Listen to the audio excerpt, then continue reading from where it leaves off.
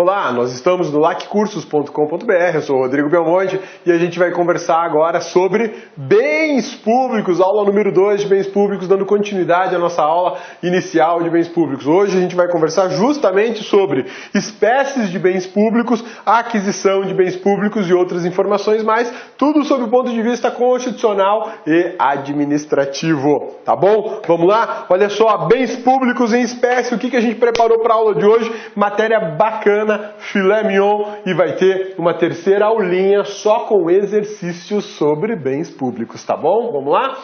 Bens públicos. A Constituição Federal, lá no artigo 20, prevê as espécies de bens públicos pertencentes a quem? À União. Lá no artigo 20 da Constituição Federal, meu amigão, minha amigona do laccursos.com.br, você vai encontrar uma lista de bens públicos que pertencem à União. A gente chama isso de espécies de bens públicos. Ou seja, eu tenho exemplos daquilo que é propriedade da União.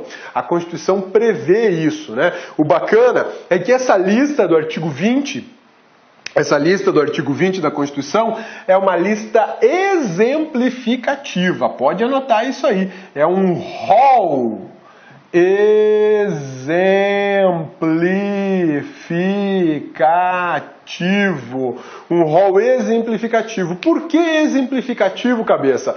Porque ali só constam alguns dos bens que são propriedades da União. Ela pode ter mais. Basta que alguma legislação altere a lista de patrimônio da União e inclua ali outras coisas. Ou uma emenda constitucional altere o texto do artigo 20 e inclua ou até retire bens que são propriedades da União. Isso é extremamente interessante porque quando a gente fala em rol exemplificativo, eu estou falando de uma lista aberta. Aquilo que é propriedade da União e aquilo que vier a ser propriedade da União. Trata-se de rol exemplificativo de bens públicos pertencentes à União. Você não vai encontrar lá o veículo que é utilizado pela Presidência da República, a placa número tal. Não vai achar isso lá não. Mas você vai encontrar assim... recursos minerais no subsolo, pertence à União. Potencial energético hidráulico, pertence à União. É o gênero de um bem, na verdade, né, que tem lá. E aí a gente acaba identificando tudo aquilo que pertence ao dia de interesse federal. Exemplificativo, pois a Constituição Federal de 88 estabelece que podem ser acrescidos outros bens ao domínio da União. Daí a ideia de que o artigo 20 é um rol exemplificativo daquilo que pertence à União. Isso é extremamente importante você saber, porque pode cair na sua prova de direito constitucional e também na sua prova de administrativo. Tá legal? Vamos lá? Vamos continuando a nossa aulinha de hoje. Olha só, são bens da União. Aí agora a gente vai entrar de cabeça no artigo 20 para analisar quais são os bens da União.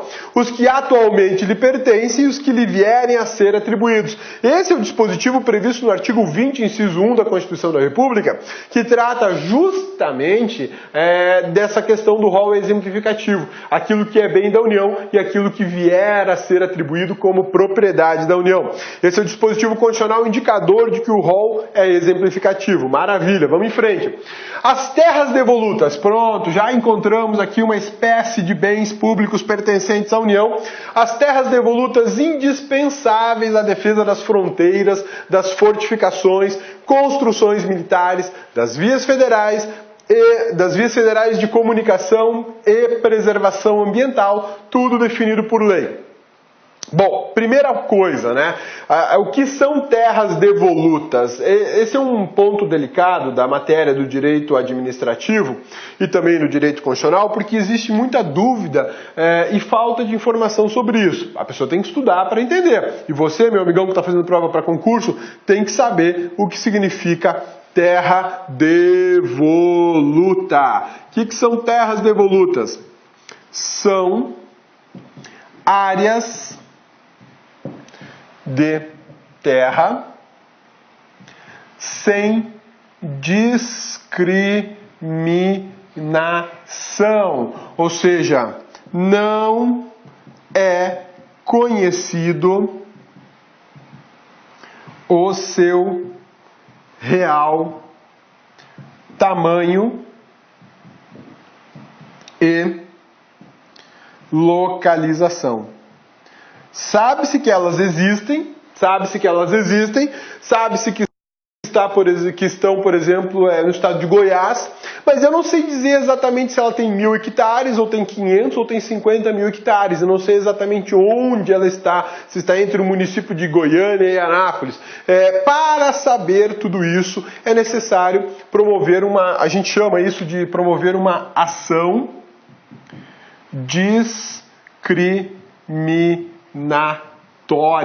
A ação discriminatória, ela pode ser administrativa e pode ser judicial. Tá? Existem as duas formas de se descobrir, de fazer discriminação de terras devolutas. É um procedimento administrativo ou um procedimento judicial. O fato é que as terras devolutas são propriedade da União.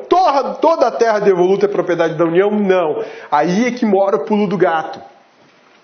Aí que você tem que tomar um baita cuidado, porque muita gente entende e fala por aí que as terras devolutas pertencem à União. Na verdade, a União fica com um resíduo das terras devolutas. Há um tempo atrás, a União simplesmente entregou todas as terras devolutas aos estados, exceto as terras devolutas indispensáveis à defesa das fronteiras, as terras devolutas indispensáveis às fortificações, construções militares, as terras devolutas de vias federais e as terras devolutas para preservação ambiental. Essas continuam sendo propriedade da União, tá?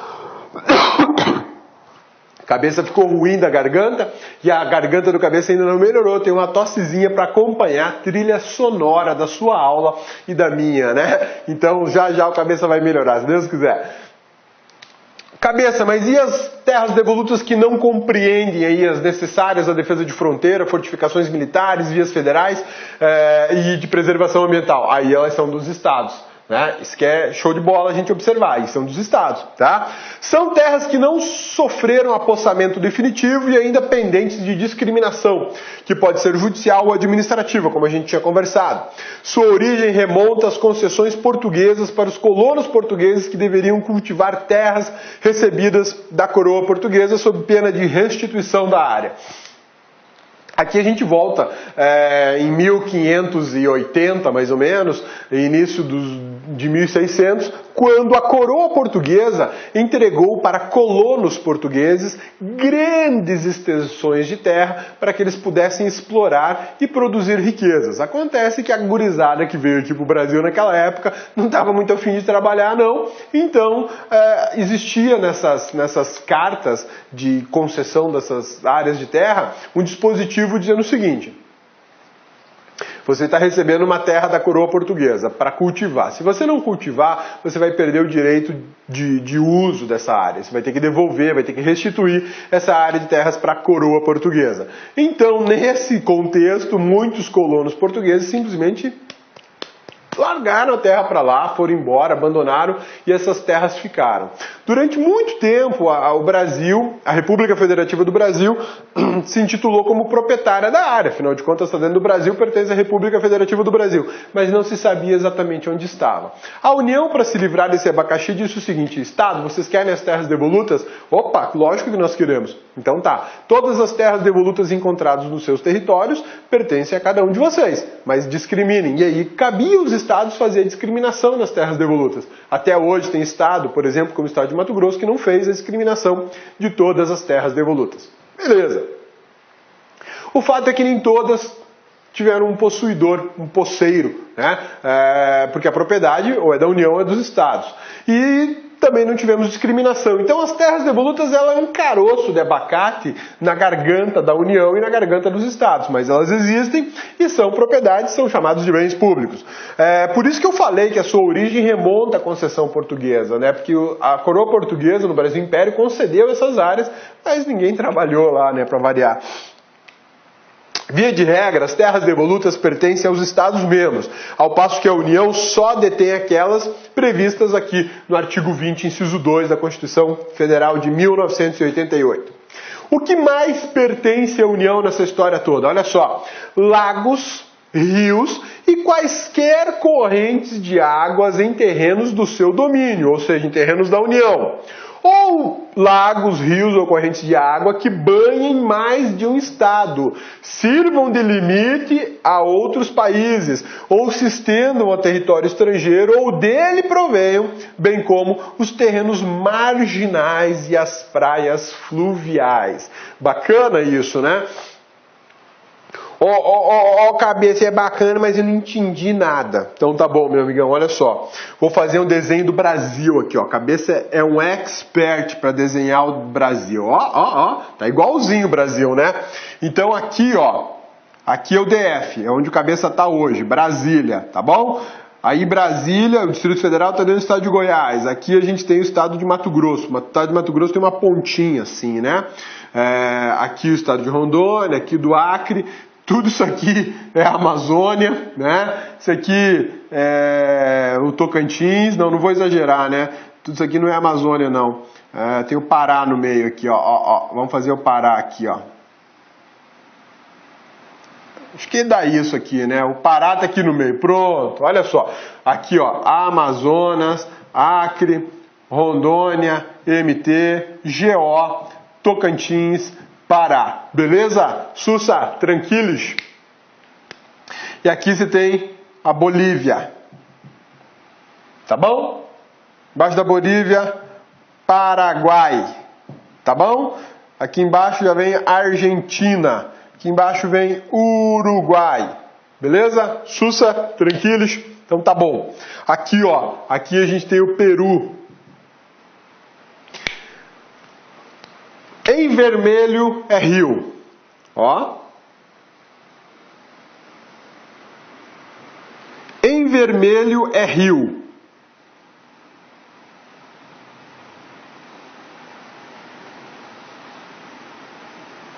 Não, esse aqui vem para baixo.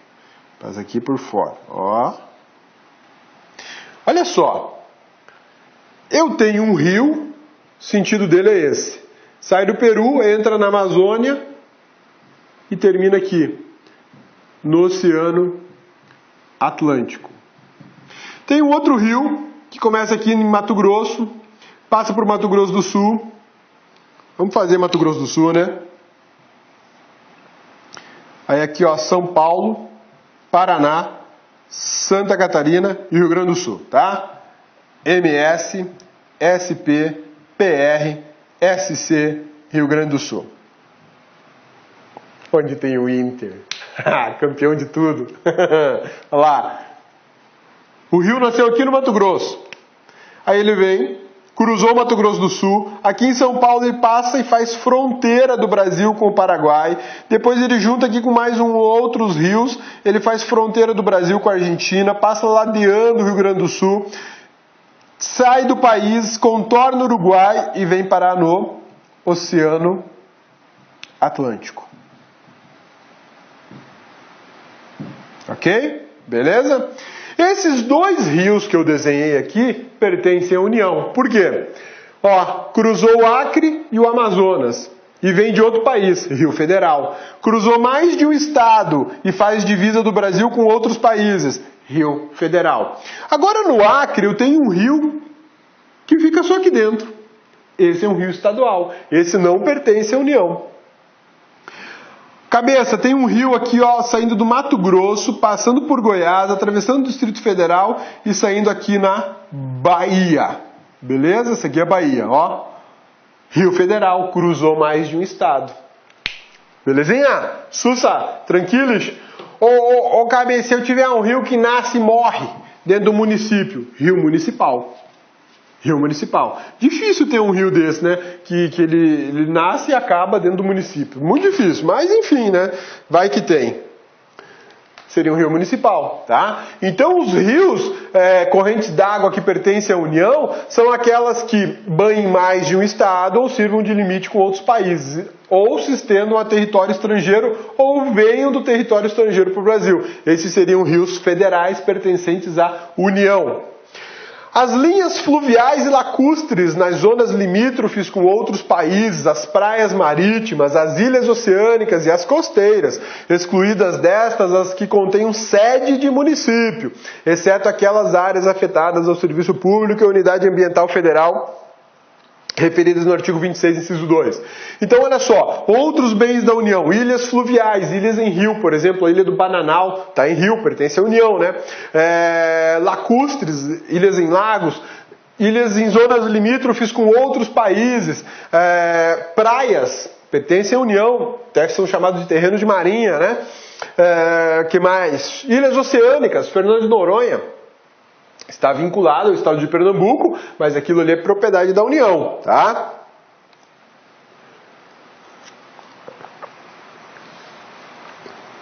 Ilhas costeiras, excluídas dessas as que detenham a sede de município. Floripa, né? Terra dos Manezinhos. Um abraço pro pessoal lá de Floripa.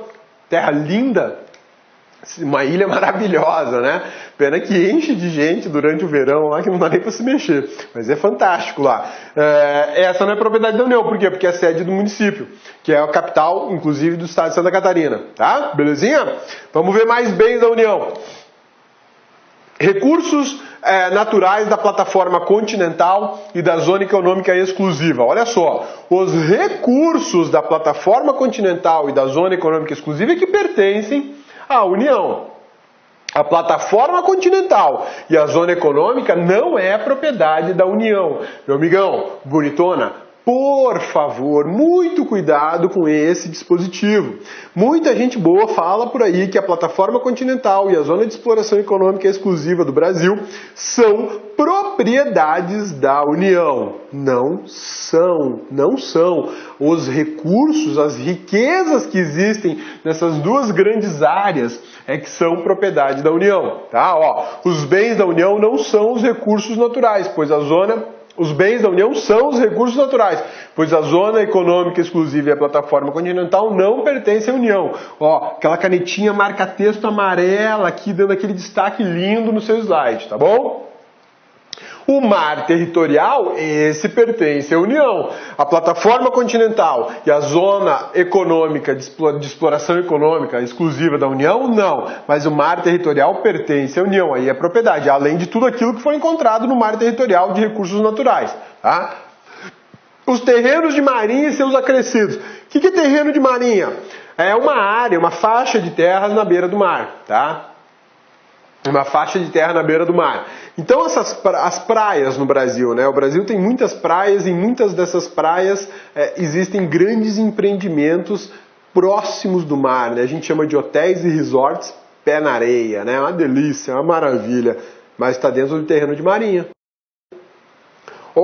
Cabeça, não é do hotel, então aquilo é uma enfiteuse. O que é enfiteuse? É uma espécie de ocupação da área, a propriedade continua sendo da União, mas a União autorizou com a construção daquele empreendimento. No Rio Grande do Norte, por exemplo, ali na praia de Ponta Negra, existem diversos hotéis naquela região e eles ficam na área chamada terreno de marinha. Aquilo ali é uma dor de cabeça para a União, para o município e para o proprietário. Mas enfim, os caras fizeram investimento, o empreendimento está ali, é todo vapor funcionando, mas é uma enfiteuse, não tem uma propriedade, é um tipo de uso dessa área. Porque aquele terreno está dentro de um limite, de um raio de 33 metros, chamado terreno de marinha. O que são esses 33 metros? A água do mar, ela é muito indecisa, né? Uma hora ela sobe mais, uma hora ela sobe menos e fica nessa loucuragem dela, nesse vai e vem, nessa indecisão, como diz a Mafalda, né? Conhece a Mafalda? Não conhece a Mafalda? A Mafalda é uma personagem de quadrinhos argentina, uma menininha extremamente inteligente, politizada, de um raciocínio lógico assustador, e ela diz que perguntaram para ela sobre o mar, o que ela achava do mar quando ela conheceu o mar. Aí a Mafalda respondeu, é muito indeciso, ele nunca sabe se vai ou se fica, né? E é exatamente isso que a gente está falando aqui, a água do mar vai e volta. Só que esse movimento da água do mar indeciso, que não vai e fica só lá e não volta e fica só cá, tem uma metragem. Porque ora ela sobe mais, ora sobe menos, é o que chamam de movimento das marés. E isso é calculado. Sim, tem gente que faz marcação disso para saber a média da pré-mar. O que é isso, média da pré-mar? um dia ela sobe 15 metros, outro dia ela sobe 12, outro dia ela sobe 13, outro dia ela sobe 10, outro dia ela sobe 17. Então tudo isso é contabilizado para encontrar uma média. Achou a média? Desse ponto médio, 33 metros para dentro do continente é terreno de marinha. Então é uma faixa gigantesca de toda a praia. Existem praias em que as pessoas construíram as suas casas praticamente dentro da maré baixa já, né? Na maré alta elas são inundadas, porque não respeitaram o limite do terreno de marinha e não respeitaram inclusive limites ambientais que proíbem construção nessa faixa, né? Esses terrenos pertencem à União. Olha só, são faixas de terra com 33 metros contados da pré-mar médio da costa brasileira. Admite-se a ocupação por particulares por intermédio da enfiteuse, ou seja, a propriedade continua sendo da União.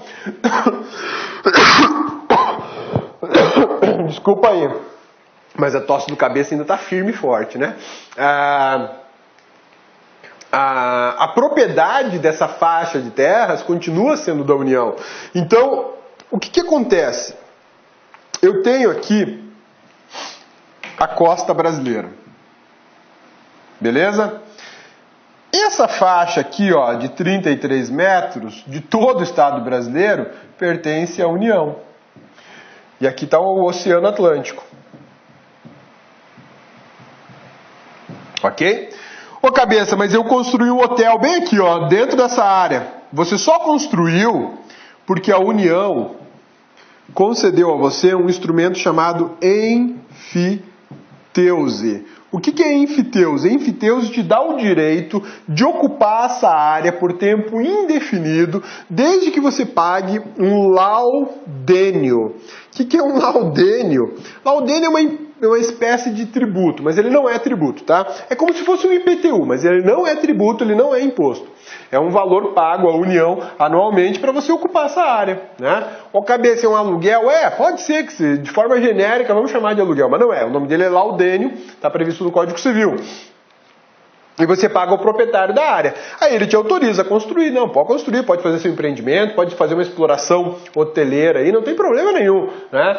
O que você tem que observar são as regras ambientais sobre essa área. E elas são muito severas. Então, por isso que alguns resorts, eles são construídos um pouco mais para dentro do continente, para respeitar esses limites em razão da propriedade da União, para não ficar aí sujeito a ter que ficar pagando laudênio para a União, e por conta de regras ambientais. Então, alguns resorts eles são construídos um pouco mais para dentro do continente, tá? O fato é que tudo isso aqui é propriedade da União, e a União pode fazer o que ela bem entender. Então, meu amigão, se você construir numa área dessa aqui sem autorização da União, ela pode chegar lá com uma pá carregadeira e desmontar toda a sua área, passar o trator em cima, porque pertence a ela. Aqui no DF, aqui no Distrito Federal, em Brasília, algumas pessoas, digamos assim, desavisadas, construíram na margem do Lago Norte e do Lago Sul. Completamente irregular, é ilegal, é ilícito. Teve gente que fez até cerca e muro, tipo, proibindo passagem. Aquilo ali é propriedade pública, não pode sofrer nenhum tipo de edificação. Aliás, aquela área é uma área de preservação ambiental permanente. Só pode ser construído ali algo que seja essencial ou necessário à população, e não a um particular, né? Tinha muita gente que fazia o pier para encostar a lancha que ele vai passear lá no lago, né? Só tem pobrezinho ali naquela região, aqui em Brasília. O governo do DF deu prazo para todo mundo tirar as edificações. O que não foi tirado, o governo do DF passou a patrola.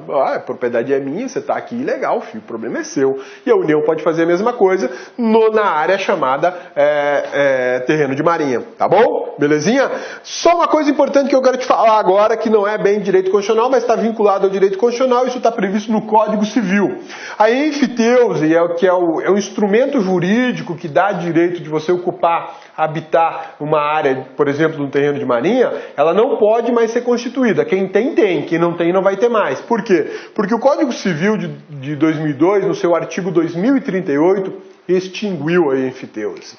Isso aí é um instituto jurídico da época de Dom Pedro I, é muito antigo, né? Então é muita barulheira sobre a propriedade. Vamos falar só de propriedade, é melhor. Para que falar de enfiteuse, de laudênio, né? Isso complica demais. Então o Código Civil de 2002 eliminou o laudênio.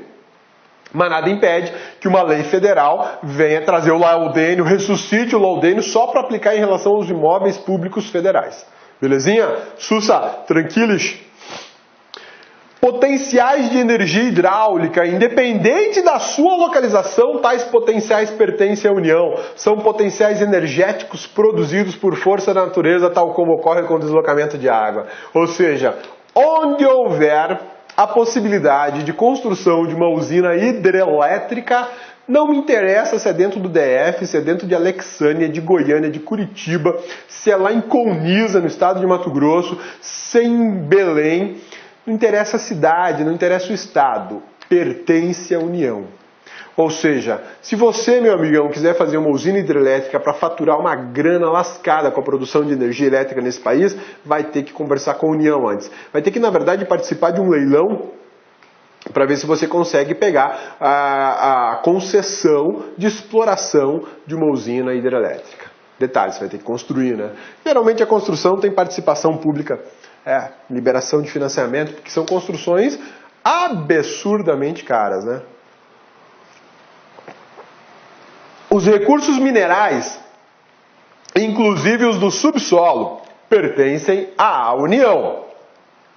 Aqui eu te chamo a atenção mais uma vez.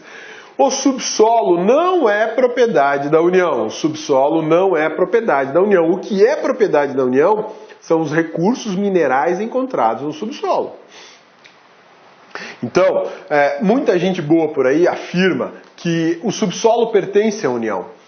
Porque a União é dona do subsolo. E o examinador de banca de concurso, ele é carniça, ele é o Darth Vader, né? É o Fred Krueger. E os caras fazem o seguinte, eles colocam na afirmativa que o subsolo colocam na questão afirmativa. O subsolo pertence à União. Pô, o candidato começa até a espumar, né? Começa até a babar, tá certo, e vai lá e marca. Não, subsolo não é da União. O que a Constituição prevê como propriedade da União são os recursos minerais encontrados no subsolo. O ouro, o petróleo, a prata, o ferro, enfim, a bauxita. O que você achar lá de elemento da tabela periódica, lá no subsolo, ele é propriedade da União.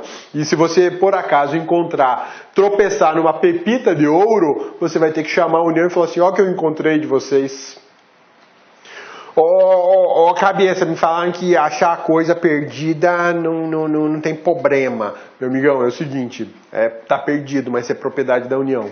Olá, meus amigos! E aí, gostou da aula do nosso professor? Grande professor espetacular aqui do Lá Concursos. Essa foi apenas um trecho de uma das aulas do nosso curso focado, específico e super competitivo para a Câmara Municipal de Belo Horizonte, um concurso que a prova vai ser no dia 18 de fevereiro, e se você estudar aqui no Lá Concurso, você conhecer nossa metodologia, conhecer o nosso personal coach, eu tenho certeza que você terá chances reais de ser aprovado. Este concurso não está difícil, pode ter certeza. Se você tiver força de vontade e se você tiver a orientação correta, você irá disputar por vagas, pode ter certeza disso. Quer fazer o nosso curso super atualizado, nosso curso super competitivo, por apenas 10 parcelinhas aí de R$20, é isso mesmo, 10 parcelinhas de R$20 você faz esse curso aí, fantástico. Quer se matricular? Tem um link aqui embaixo. Ok? Já esquecendo, você quer acompanhar essa aula do professor ou a outra aula? Nós colocamos só o quê? 40 aulas demonstrativas no YouTube, não foram aulas completas, mas apenas um pequeno pedaço, um pequeno trecho de cada aula para você conhecer especificamente aí os nossos professores. Quer? Então tem um link aqui embaixo, você pode fazer o download deste material didático gratuitamente. Espero vocês, um forte abraço, fique com Deus. Tchau, tchau. Clique lá.